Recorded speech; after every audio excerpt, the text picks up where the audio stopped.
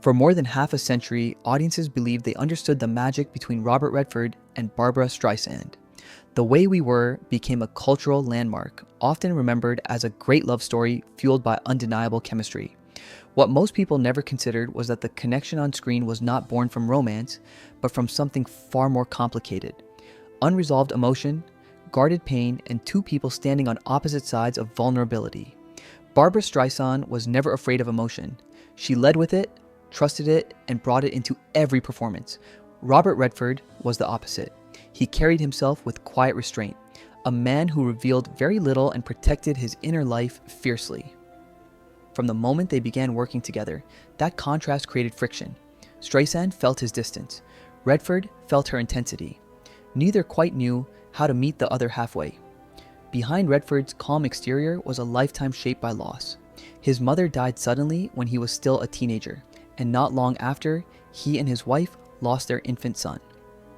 These experiences taught him self-protection early. Emotion, for Redford, was not something to display freely.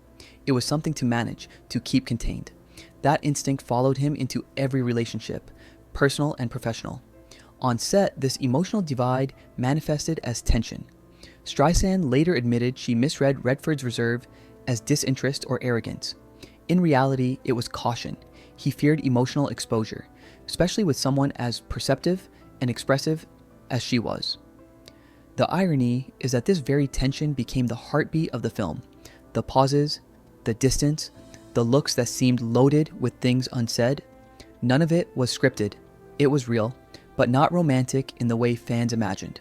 When the film was released, the speculation overwhelmed Redford.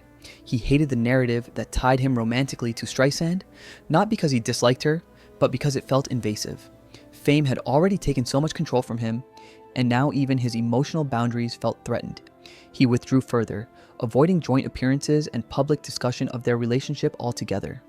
Streisand, meanwhile, slowly came to understand what she hadn't seen before. Learning about Redford's past losses changed how she viewed their dynamic. What she once interpreted as rejection now looked like survival. That realization stayed with her.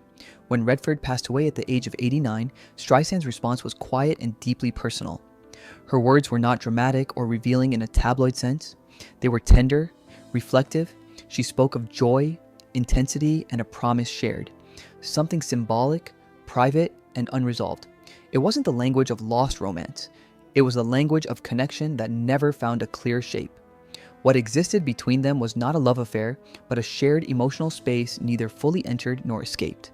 A moment in time where two people understood each other deeply, yet never said everything aloud. And that may be why their story still lingers. Not because it was fulfilled, but because it wasn't.